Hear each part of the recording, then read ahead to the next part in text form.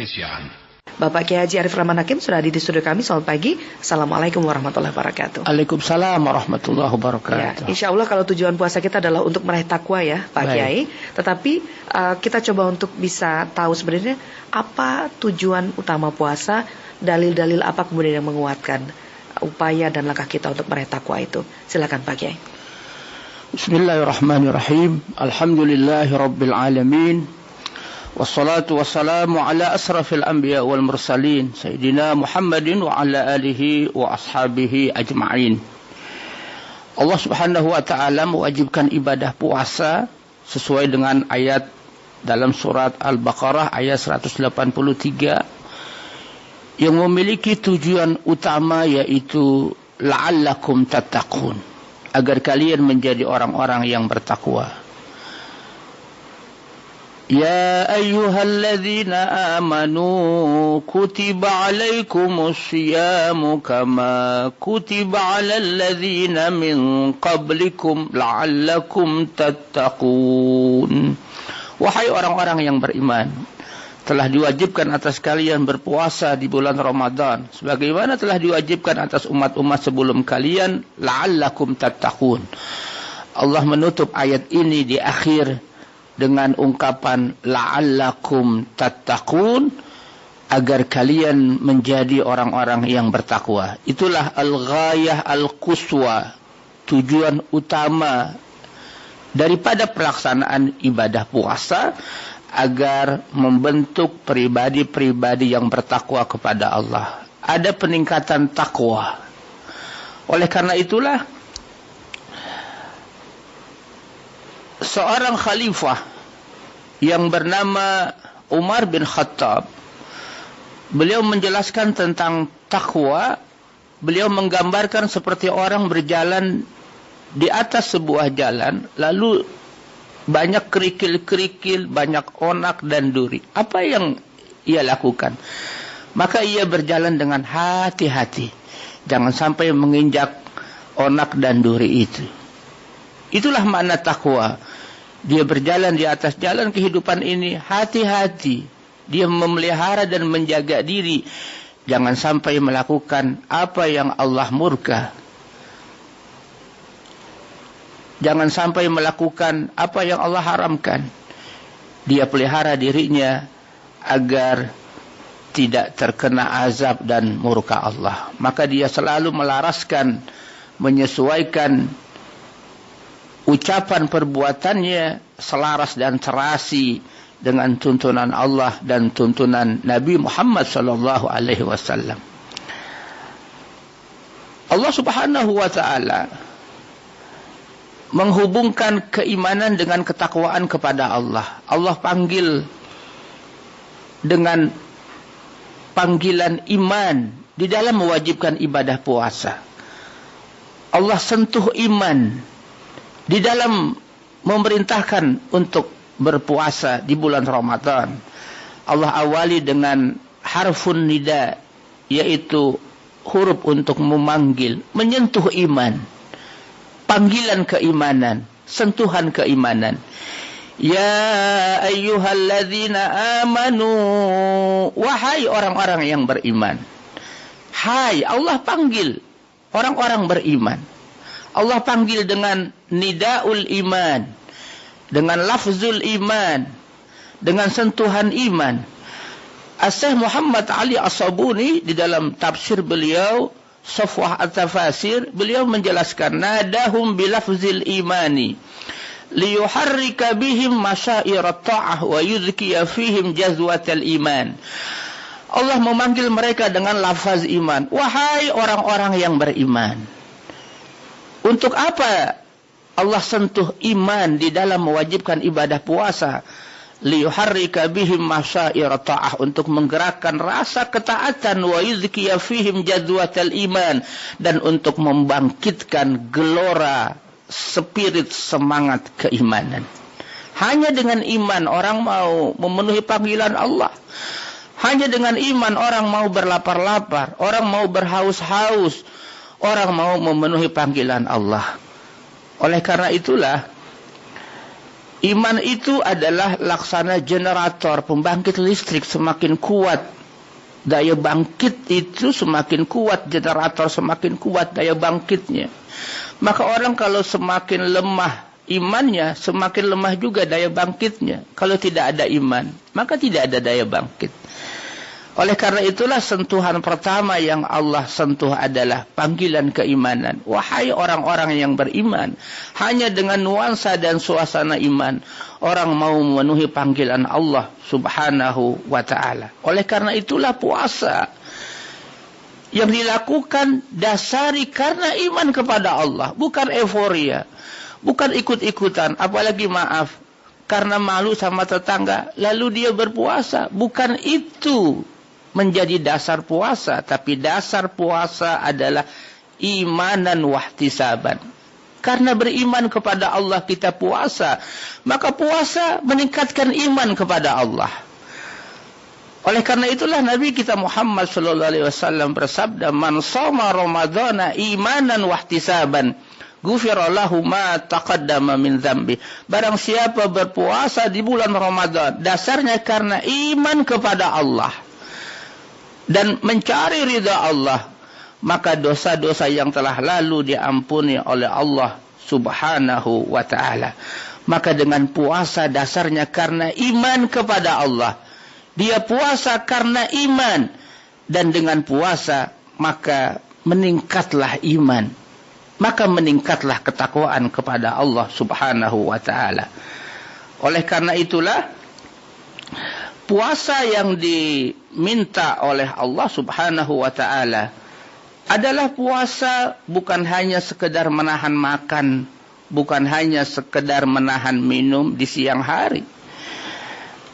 Profesor Dr. Mahmud Saltud dalam kitabnya Al-Islam Aqidah wa Syariah, beliau menjelaskan tentang puasa. Apa kata beliau?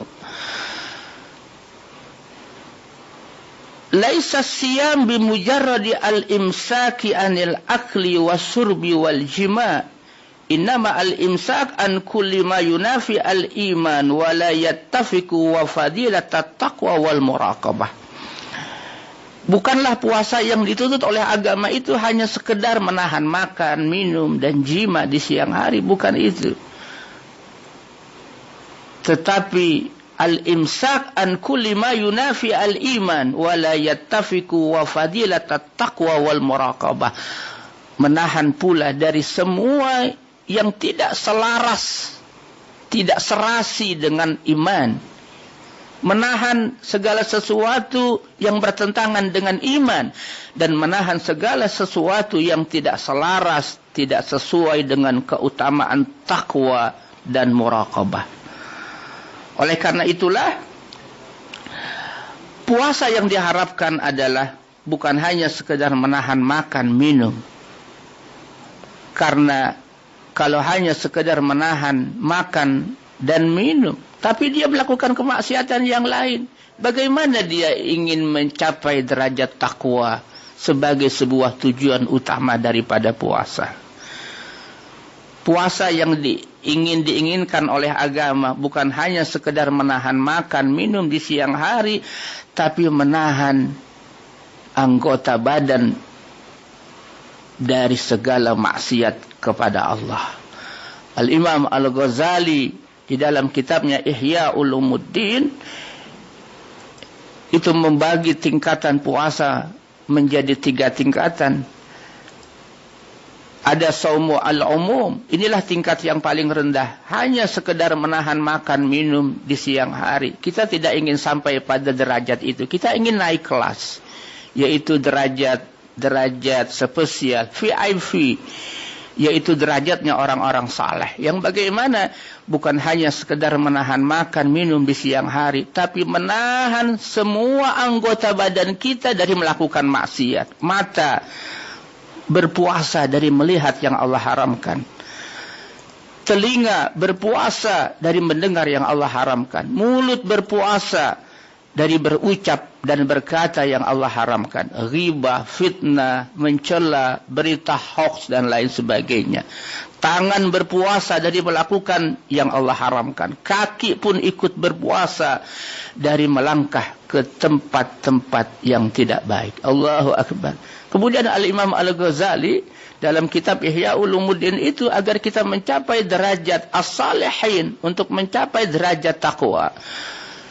Ketika berbuka dengan makanan yang halal. Bagaimana orang ketika berbuka puasa dengan makan yang haram? Dia dapat dengan cara menipu, dengan cara curang, mengambil hak orang lain. Bagaimana ibadah puasanya diterima oleh Allah? Digambarkan orang yang berbuka puasa dengan makanan yang haram, cara memperolehnya yang haram, itu digambarkan yabni qasran wa yahdimu misran. Seperti dia membangun istana tapi dia menghancurkan kota. Tidak punya nilai di hadapan Allah. Nabi kita Muhammad sallallahu alaihi wasallam 14 abad yang silam telah memberikan warning. Ada orang yang berpuasa tapi tidak dapat apa-apa. Yang dia dapat hanya lapar dan hanya haus dahaga. Rubba sa'imin laisa lahu min siyamihi illa al-ju' wal atas. Na'udzubillah summa na'udzubillah. Baik. Baik ya, kita undang pendengar untuk bisa bergabung dalam perbincangan kali ini. Pendengar silakan Anda bisa hubungi kami di 021 386 6712 atau 021 384 4545. Sudah ada Pak Hardi di Lampung bergabung bersama kita. Pak Hardi, selamat pagi. Assalamualaikum. Selamat pagi Mbak Estri. Ya. Assalamualaikum Pak Ustaz. Waalaikumsalam warahmatullahi wabarakatuh. Ketemu lagi Pak Ustaz ya. Alhamdulillah. Baik. Ya, saya ini sebentarnya dikit aja Pak Ustaz. Ya, mungkin masuk puasa juga kali ya. Ini kalau kita sudah menjalankan kebenaran, apapun juga kita perjuangkan. Tapi orang itu masih mengatakan kita bohong. Segalanya katanya kita bohong. Itu kira-kira jalannya gimana Pak Ustaz dan Bu Estri? Assalamualaikum, terima kasih. Waalaikumsalam. Waalaikumsalam warahmatullahi wabarakatuh. Pak Hardi di Lampung. Ini juga ada pendengar yang ada di Bali, namanya Pak Karman ya. Pak Karman menyampaikan pertanyaan juga. Tapi dijawab dulu untuk Pak Hardi. Ya. Apabila kita sudah melakukan kebenaran, berbuat kebenaran, berkata kebenaran, lalu orang mengatakan itu bukan sebuah kebenaran, maka kita tetap konsisten pada apa yang kita ucapkan. Walaupun kebenaran itu pahit, maka katakanlah kebenaran itu. Qulil haqqa walau kana murran. Katakanlah kebenaran, yang benar adalah benar, yang batil adalah batil, yang salah adalah salah. Walaupun kebenaran itu terkadang pahit, ada resikonya untuk menyampaikan sebuah kebenaran. Kalau kita sudah mengatakan yang benar adalah benar, perbuatan yang benar, lalu ada orang yang mengatakan itu tidak benar, maka kita tetap konsisten dengan apa yang kita katakan selama kebenaran itu memang adalah sebuah kebenaran. Baik. Berikutnya Pak Samsul di Takengon ya, sudah bergabung. Pak Samsul di Takengon. Silakan Pak Samsul. Assalamualaikum. Waalaikumsalam warahmatullahi wabarakatuh. Ya. Waalaikumsalam warahmatullahi wabarakatuh. Pak Ustaz, sebagai anak kita mencintai orang tua. Almarhum orang tua saya di masa lalu banyak meninggalkan puasa dan sholat. Apakah ada tanggung jawab bagi anak-anaknya untuk mengqadha puasanya? Demikian, Assalamualaikum warahmatullahi wabarakatuh. Ya, Waalaikumsalam warahmatullahi wabarakatuh. Topik kita pagi ini tujuan puasa Ramadan, dan nanti saya juga masih akan buka line telepon dan akan bacakan SMS dan WhatsApp yang sudah bergabung. Ada hamba Allah di Ambon. Nih Pak Ustadz, ketika kita berdoa, kemudian kita menangis bahkan sampai keluar air dari hidung karena bentuk penyesalan, apakah sudah batal suci seseorang ketika masih akan membaca Al-Quran, atau harus berwudu ulang? Ya, silakan Pak Ustaz. Menangis karena menyesal perbuatan dosa dan maksiat, Allahu Akbar, itu adalah tangis air mata, linangan air mata yang melicinkan menuju surga dan memadamkan api neraka. Sulit orang terkadang bisa menangis menyesali perbuatan dosa. Allahu Akbar ketika orang menyesali terhadap perbuatan dosanya. Bahkan dia bisa menangis. Maka tangisan air mata itu melicinkan masuk ke dalam surga dan memadamkan api neraka. Tangisan air mata tidak membatalkan wudu. Tangisan air mata tidak membatalkan puasa.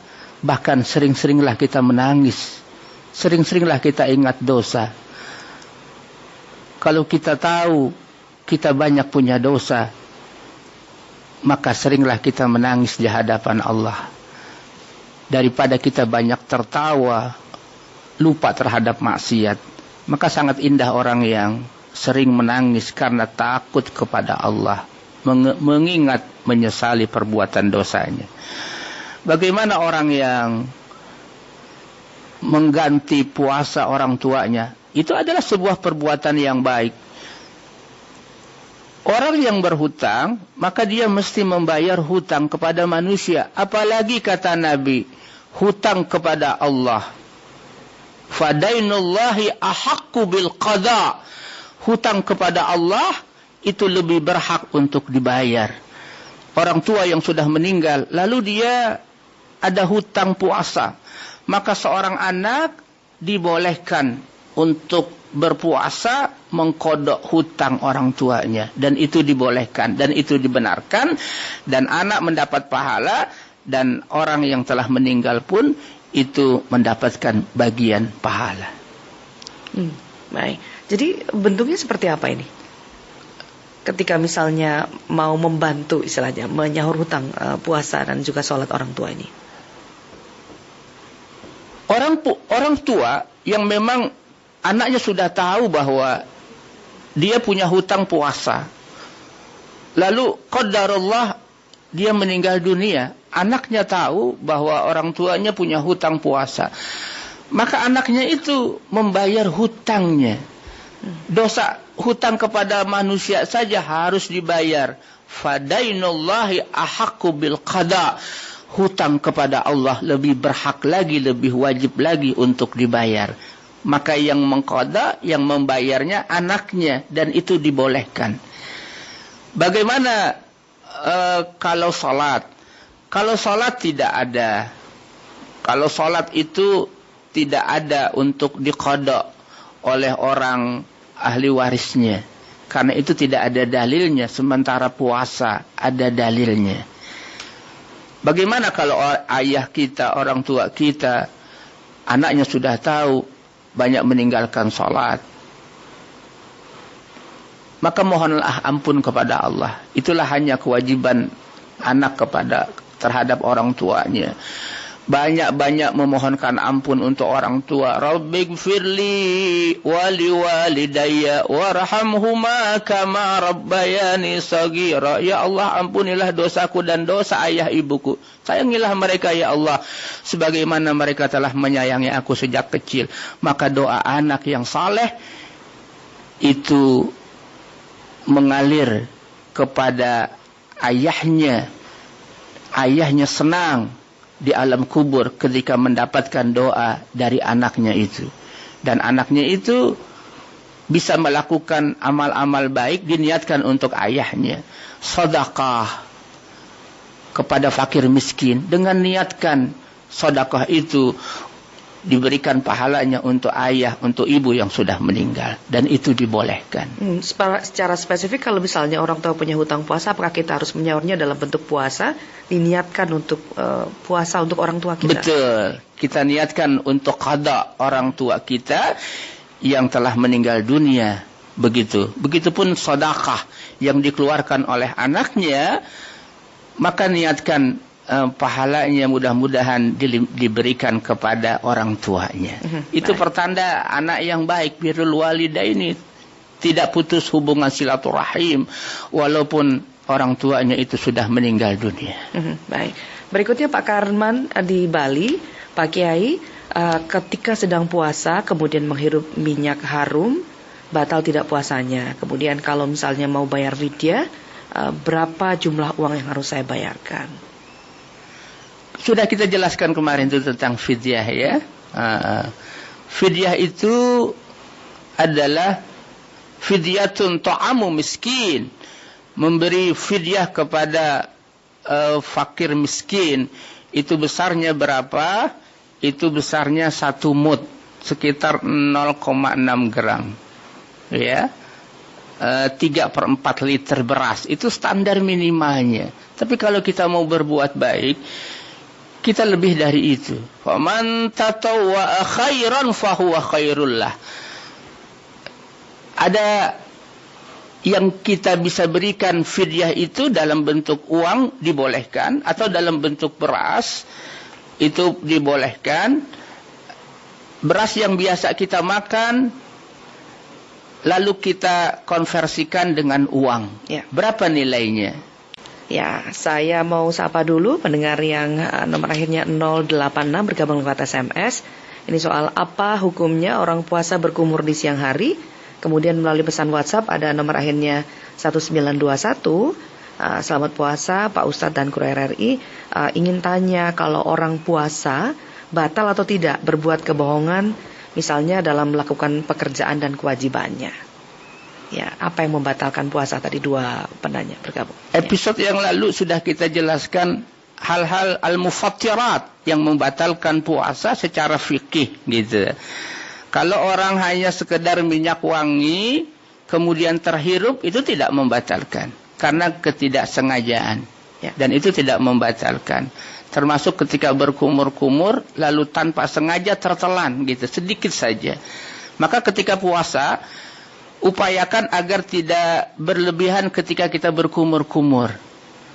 Dibolehkan berkumur-kumur, bahkan memang ketika kita wudu tetap, walaupun puasa itu berkumur-kumur, tapi dihindarkan jangan berlebihan agar tidak masuk ke dalam mulut. Kalaupun itu katakanlah masuk ke dalam mulut tanpa sengaja, itu tidak membatalkan. Kecuali kalau dia berkumur-kumur sambil minum, itu yang membatalkan. Dengan sengaja. Dengan sengaja. Termasuk menyikat gigi, itu tidak membatalkan puasa. Ketika kita mau ke kantor misalnya, mandi pagi lalu menyikat gigi dengan odol. Tapi berhati-hati tetap. Jangan berlebihan agar tidak masuk ke dalam mulut kita, ke dalam perut kita. Kalau yang puasa tapi berbohong tadi bagaimana Pak? Kalau orang berpuasa tapi bohong, bagaimana dia mau mencapai derajat takwa? Sementara puasa itu bukan hanya sekedar menahan makan, minum di siang hari.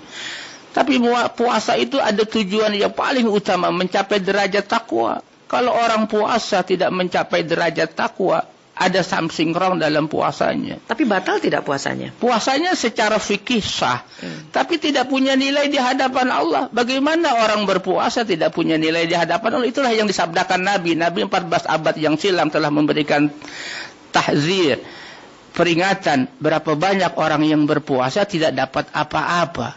Laisa lahu min siyamihi illal ju' wal atas. Yang ia dapatkan hanya lapar dan dahaga. Tidak dapat nilai di hadapan Allah. Mengapa? Karena dia ghibah, karena dia fitnah, karena dia berbohong. Man lam yada' qawla zuri wal amala bi falaysa lillah hajah fi ayyada'a ta'amahu wa syarabah. Rasulullah SAW bersabda, barang siapa yang tidak meninggalkan ucapan dusta dan perbuatan dusta, maka Allah tidak berhajat kepadanya dia meninggalkan makan dan minumnya. Apa maknanya? Allah tidak berhajat kepada dia. Allah tidak memberikan reward, Allah tidak memberikan pahala kepada dia. Ya. Puasanya sah secara fikih, tapi membatalkan pahalanya itu. Sementara kita puasa, kita ingin mendapatkan pahala dari Allah Subhanahu wa Ta'ala. Baik. Selamat pagi, ada Pak Sadewa di Yogyakarta. Pak Kiai, bagaimana cara memelihara spirit Ramadan pada bulan-bulan di luar Ramadan? Ya, karena Ramadan hanya sebulan, tapi bagaimana kemudian 11 bulan yang lain itu kita tetap punya semangat dan spirit Ramadan? Kun rabbaniyan wala takun ramadaniyan. Jadilah Anda hamba-hamba yang rabbani, jangan menjadi hamba-hamba yang ramadani. Hanya saat Ramadan saja ingin mendekatkan diri kepada Allah. Bukan itu. Ramadan yang 1 bulan itu sebenarnya adalah untuk 11 bulan yang akan datang. Ramadan itu adalah nilai-nilainya diterapkan 11 bulan yang akan datang. Apa misalnya? Ketika Ramadan dia bisa mengendalikan nafsu, maka selepas Ramadan dia terus bisa mengendalikan nafsu. Ketika Ramadan dia bisa bangun pagi-pagi untuk sholat subuh, apalagi dia bisa tahajud, makan sahur, maka teruskanlah nilai-nilai seperti itu. Apa yang didapat daripada nilai-nilai Ramadan itu terus diamalkan dalam kehidupan sehari-hari. Itulah yang ingin dipesankan oleh Ramadan. Kun rabbaniyan wala takun ramadaniyan. Jadilah hamba-hamba yang rabbani, yang terus-menerus mendekatkan diri kepada Allah di bulan manapun, bukan hanya menjadi hamba-hamba yang ramadani, hanya Ramadan saja dia mengendalikan nafsu dan lain sebagainya. Pak Pawitro di Jakarta Timur, puasa dari orang yang beriman menjadi orang yang takwa. Tapi setelah bulan puasa, Pak Kiai, usai kemudian puasa selesai, balik lagi sifat yang buruk.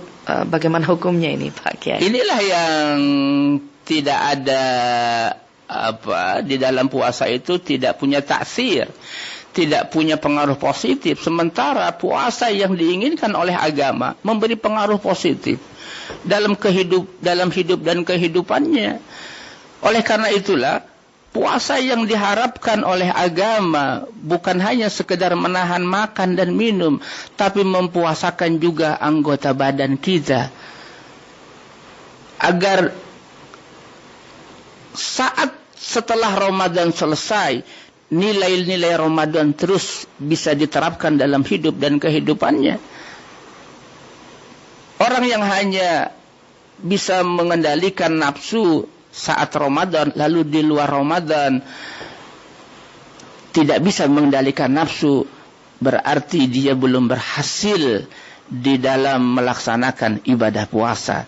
Karena ibadah puasa hakikatnya bukan hanya untuk Ramadan saja, tapi untuk 11 bulan yang akan datang. Pak Kiai, karena kalau kita bicara puasa, maka ini adalah rahasia kita dengan Allah ya, soal bagaimana tujuan, bagaimana niat kita, apa yang kita lakukan, kita puasa atau tidak, kan hanya Allah yang tahu kemudian. Nah, bagaimana kemudian kita memastikan bahwa tujuan puasa kita ini memang sudah benar dan memang lurus di jalan Allah ini, Pak Kiai, sebagai kesimpulan. Orang-orang yang berpuasa diharapkan ada tujuan akhir daripada ibadah puasa itu sesuai dengan firman Allah, la'allakum tattaqun, agar kalian menjadi orang-orang yang bertakwa. Maka setelah Ramadan ada perubahan pada dirinya, dari maksiat menjadi baik, berarti ada perubahan ke arah yang positif. Dari baik menjadi lebih baik. Bahkan ada revolusi batin, ada reformasi, bahkan revolusi batin. Ada perubahan ke arah yang lebih baik. Maka pertanda bahwa puasanya itu memberikan perubahan yang ke arah lebih baik.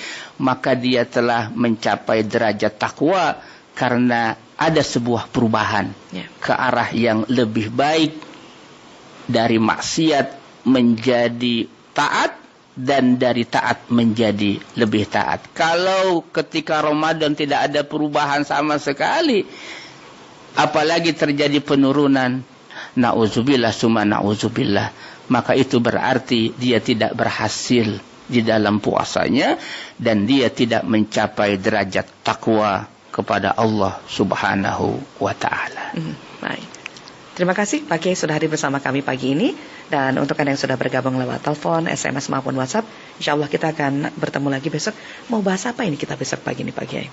Masih berkaitan dengan tujuan puasa. Tujuan puasa ya? Iya. Baik, pendengar pastikan besok pagi Anda bisa kembali simak Dialog Agama Islam bersama Kiai Haji Arif Rahman Hakim. Dan tetaplah bersama kami Pro 3 hari ini. Sesaat lagi kami akan hadir dalam Indonesia Menyapa Pagi.